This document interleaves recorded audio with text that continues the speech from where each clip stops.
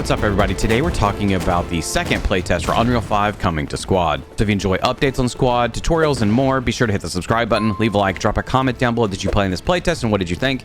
And let's get to it. So between the previous playtest a couple weeks ago and this playtest, what are some of the changelog items that Offworld was working on? One of the main things was server performance, which sort of makes sense given that this is still a relatively new open playtest. They've also updated to the latest version of DLSS, offering greatly improved clarity in most scenes, and then tweaks to volumetric cloud settings, giving better performance for low presets. But given that it's a playtest, of course, there are several things that Offworld is still trying to work on and fix up for the playtest. Now, obviously, this is all a work in progress, and it still remains to be seen how much performance will continue to improve over the course of more playtests or more work that Offworld puts into the Unreal 5 engine update for Squad.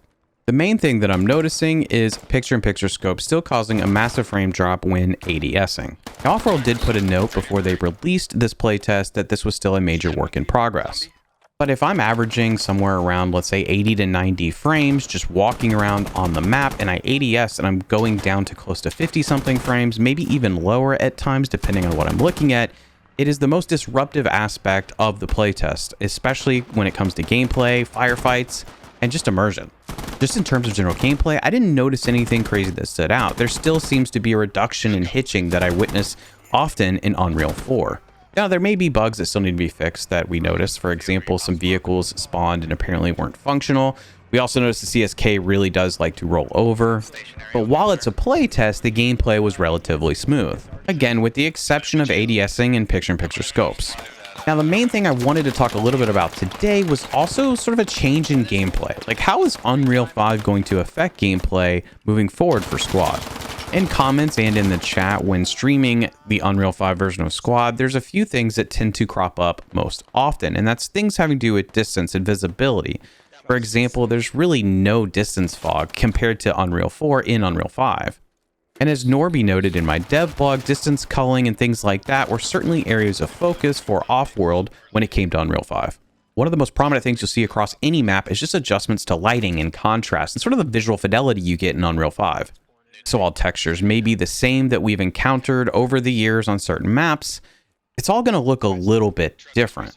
The combination of better long distance visibility and some of the visual fidelity, I think, creates a little bit of a change in how the game may be approached. I'm going to primarily focus on infantry play, but I do have a question for you armor players that have done more armor play in the playtest. Are you seeing any significant difference in terms of how armor might play in Unreal 5? My initial thought is maybe that the average distance for armor fights might go up. Part of that's because we don't have distance fog, right? Meaning that it might be a little bit more apparent to see a vehicle moving at a faraway distance. Simultaneously, though, I think that some of the contrast and the visual fidelity might lend itself better to just sort of natural camouflage versus being blended in by fog. My point being that hiding in a tree line may be much more effective in Unreal 5 than it is in Unreal 4. This is not including some of the vehicle changes in terms of physics. How does that affect armor fights, if at all? I mean, acceleration generally seems slower, meaning that your piece of armor, if stopped, may take longer to get away from a certain situation. And as a friend pointed out, it does seem overall like acceleration has been slowed down, which may leave you more vulnerable to AT lurking in some nearby trees or in some buildings in an urban environment. If your IFV gets stalled on a street, you may be a little bit more susceptible to AT lurking around the corner. And it may be more difficult to get out of those positions just given the pace that you're operating at when accelerating. So I'm interested to see how much all of this combined begins to affect armor fights, generally how armor is going to play on various maps. Now let's move over to infantry play, which I certainly have a little bit more experience with in the playtest.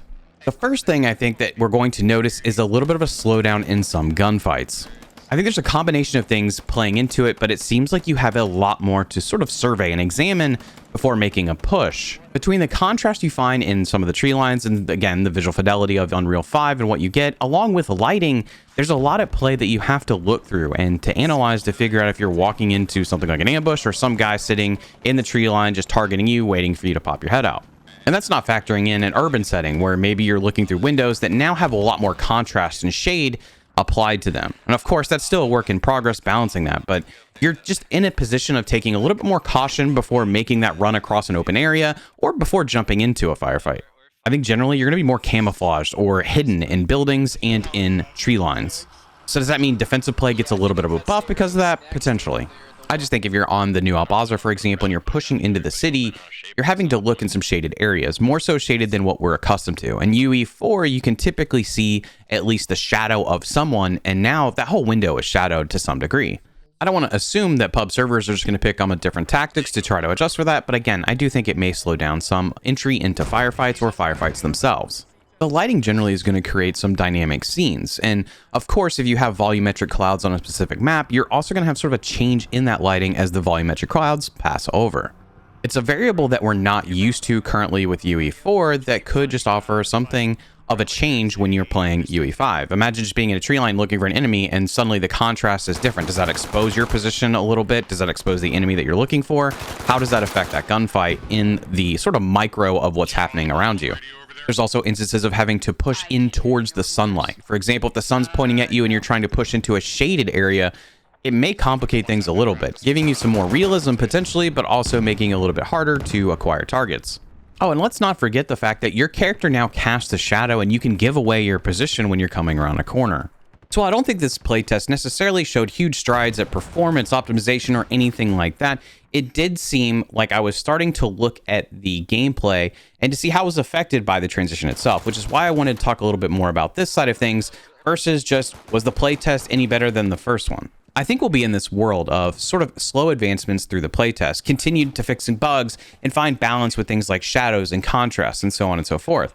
And because this is the second open playtest and I've had some closed playtesting experience, when you have a full server in this situation, it's kind of interesting to see how things play out, if they play out any differently. I don't think it's that drastic compared to Unreal 4, but there are some subtle differences that I think are really going to affect how players play. I'm curious to see how Offworld finds a balance with the lighting. To some extent, walking into a town like Al-Bazra is intimidating, especially when you start to see how dark some of those windows were in this playtest. Granted, that is a work in progress, but man, it really gives a buff to a defensive group hiding in a couple buildings. And if they spot you, begin to suppress, like you're at a real disadvantage pushing into that city. Now, something that I think I brought up in another video, but I've also heard others talk about, is the difference between something like the new Al-Bazar and some of the maps that have been around a while in Unreal 4. There's a significant difference in terms of the level of depth, the props and assets used in the new Al-Bazar versus something like Mestia or Yerifka, because there's just so much more on the map. It's got so much more life and detail added to it that I wonder how that'll play in to how they may update maps down the road. Obviously, every map has to have some form of transition from UE4 to UE5, but I am curious to see if they go a step further at some point to give some of the old, especially legacy maps that have been around a long time, a little bit of a refresh to incorporate more props and assets and the density that you see with something like the new Al-Bazra. It's obviously a little early to talk about that because we're still waiting for the engine to actually get here into the live version of the game. If you participated in the playtest, I'd like to hear your thoughts. So of course, drop them in the comments down below. I thought the gameplay overall was fine. The performance was okay, still not greatly improved over the first playtest. Maybe server stability was better, but I'm still having that issue with picture-in-picture scopes. To some extent, I do feel like the playtest is becoming much more comfortable to play within. But I am interested in seeing more of our typical maps that we play within Squad inserted into some of those playtest rounds to see really what we get in terms of how gameplay is altered. Let me know down in the comments if you've seen any of these things happening in your own gameplay experiences within the playtest. Thank you for watching. Be sure to hit the subscribe button, leave a like on the video, and I'll catch you next time.